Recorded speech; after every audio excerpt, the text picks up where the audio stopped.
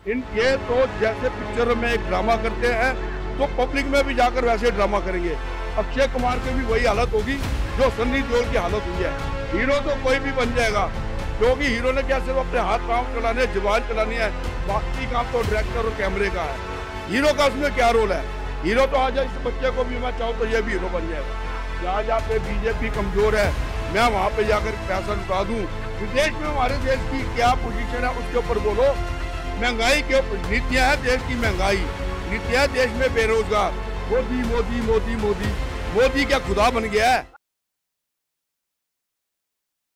लोकसभा चुनाव जो है वो नजदीक हैं और लोकसभा चुनाव की अगर बात करें तो इस बार बीजेपी जो है वो नए चेहरे सामने लेके आना चाहती है। बीजेपी ने सबसे पहले तो घोषणा की थी कि गुरदासपुर से जो है वो युवराज सिंह जो क्रिकेटर हैं वो चुनाव लड़ेंगे। हालांकि उन्होंने इन बातों को खारिज कर दिया है कि वो चुनाव नहीं लड़ रहे हैं। वहीं पे अगर बात करें तो पहले 2019 से अब तक सांसद रह चुके गौतम गंभीर जो है उनकी इस बार टिकट कटने वाली थी, तो उसको लेकर भी उन्होंने एक बयान जारी किया जिसमें उन्होंने बोला कि वो अब संन्यास ले रहे हैं राजनीति से।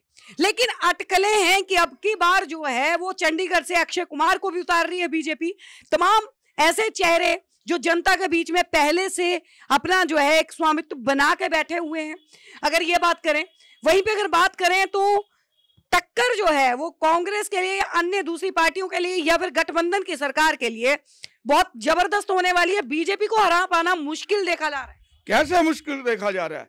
पहले इन्होंने गुरदासपुर से सन्नी देओल का लड़ा कर देख लिया, उसकी क्या हालत है वो तो कहीं नजर भी नहीं आ रहे। उन्होंने कौन सा गुरदासपुर के लिए हालात सुधारे, कौन सा वहां पे जाकर पब्लिक की बीच में जाकर उनकी समस्याएं सुनी। आज किसान आंदोलन हो रहा है तो सन्नी देओल कहाँ पे खोए हुए थे? पहले भी किसान बैठे रहे, तब सन्नी देओल क्या कर रखे थे? ये तो जैसे पिक्चर में एक ड्रामा करते हैं तो पब्लिक में भी जाकर वैसे ड्रामा करेंगे। अक्षय कुमार की भी वही हालत होगी जो सन्नी देओल की हालत हुई है। आज अक्षय कुमार खिलाड़ी माने जाते हैं, खिलाड़ियों के खिलाड़ी हैं, वो खिलाड़ी के नाम से प्रसिद्ध है। लोगों के बीच में अच्छा खासा फैन फॉलोइंग है अक्षय कुमार की, लोग उनको चाहते हैं। तो राजनेता के तौर पे भी अक्षय कुमार को देख सकती है जनता। पर्दे में खिलाड़ी बनना और बात है, असल जिंदगी में खिलाड़ी बनना बहुत बड़ी बात है, बहुत मुश्किल बात है।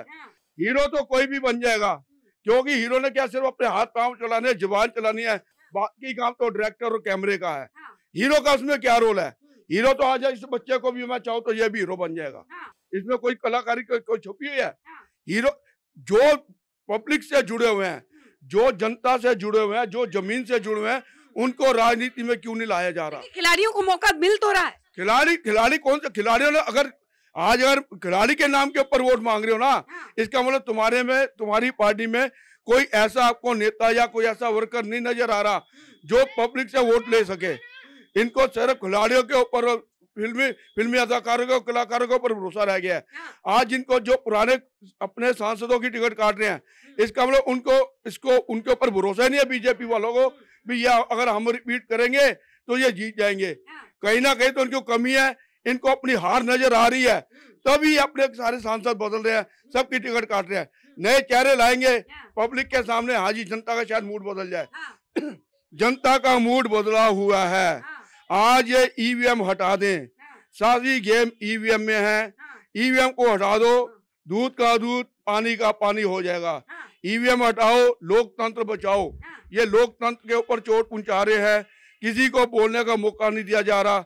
आज चुनाव नजदीक आ गए तो प्रधानमंत्री जी को केरला में, पश्चिम बंगाल में, झारखंड में जाने की याद आ गई। पूरे 5 साल बिता दिए, तब झारखंड में क्यों नहीं गए? तब बंगाल में क्यों नहीं गए? बिहार में क्यों नहीं गए? क्या इनके पास टाइम नहीं था? बस ये नजर मारते हैं जहां जहां पे मेरी सरकार कमजोर है, जहां जहां पे बीजेपी कमजोर है, मैं वहां पे जाकर पैसा लुटा दूं, क्या जनता का मेरी तरफ दिमाग घूम जाए।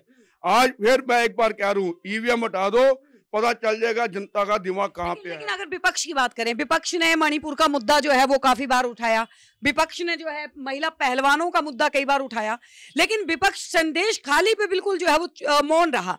उसके ऊपर क्या कहेंगे कि उस संदेश खाली का जो गुनहगार है वो पकड़ा गया, गिरफ्तार हो चुका है 28 तारीख को, उसकी सजा जो है उसकी भी मांग जो है वो केंद्र सरकार के द्वारा की जा रही है। और लेकिन अब सवाल यहाँ पे उठता है, क्योंकि जो राष्ट्रीय महिला अध्यक्ष है अलका लांबा जी, उनका बयान सामने आता है। वो कहती हैं कि जो इस तरीके के कृत्य करते हैं उनको या तो जो है नपुंसक बना देना चाहिए या फिर उनको फांसी की सजा दे देनी चाहिए। केंद्र सरकार की कमी है यहाँ पे, केंद्र सरकार के ऊपर थोपना। संदेश खाली पे कांग्रेस क्यों नहीं बोली? संदेश खाली अगर गुनाहगार था तो हमारी क्या जो भी कानून व्यवस्था है क्या इतनी कमजोर है? उसको सिर्फ चुनाव के नजदीक ही कैसे सामने आकर गिरफ्तार कर लिया। सबसे बड़ी बात तो ये है, इतने दिन वो कहाँ छुपा रहा? कोई ममता बनर्जी का हाथ बताया जा रहा है। वो तो अब किसी का भी ब्लेम लगा देंगे। वो तो कहेंगे जी इसके पीछे राहुल गांधी का भी आता, इसके पीछे शरद पवार का भी आता। सब हमारी खुफिया एजेंसी क्या कर रही है? खुफिया एजेंसी को नहीं मालूम फलानी जगह का। अगर आज कहीं पे विपक्ष का कोई फर्ज करो नेता जिसने कोई गलत काम नहीं किया होता, इसको पता चल जाता है यार गाड़ी में इतना नोट पकड़ा गया, खुफिया एजेंसी वो पकड़ सकती है तो इन जैसे अपराधियों को नहीं पकड़ सकती। ये सिर्फ ममता सरकार, विपक्ष की सरकार जहाँ पे भी है उसको बदनाम करने का तरीका है ताकि मेरी वहां पे भी रोटियां सीख जाएं। पब्लिक आज की जनता जागरूक है, जनता समझदार है, जनता जो है देश के भलाई के लिए, देश प्रेम के लिए, देश सेवा के लिए काम करने को तैयार है। आज जो तानाशाही चल रही है, तानाशाही को खत्म करने के लिए तैयार है। हम मोदी के खिलाफ नहीं है, हम उसके बनाई गई नीतियों के खिलाफ हैं। उसकी नीतियां गलत हैं। वो अगर देश हित में नीतियां लाए तो कोई सर माथे पे उसको रखेंगे। पहली सरकार मोदी का जिस तरीके से ग्राफ ऊपर गया है, ये बोला जा रहा है कि उन्हीं नीतियों की वजह से मोदी का ग्राफ 10 सालों में ऊपर गया है। कांग्रेस 70 सालों में नहीं ला पाई। कौन सी नीति है बताओ तो सही? विपक्ष को डराना धमकाना नीति कहते हो आप, या अंबानी अडानी को आगे लाने की नीति कहते हो आप? विदेश में हमारे देश की क्या पोजीशन है उसके ऊपर बोलो।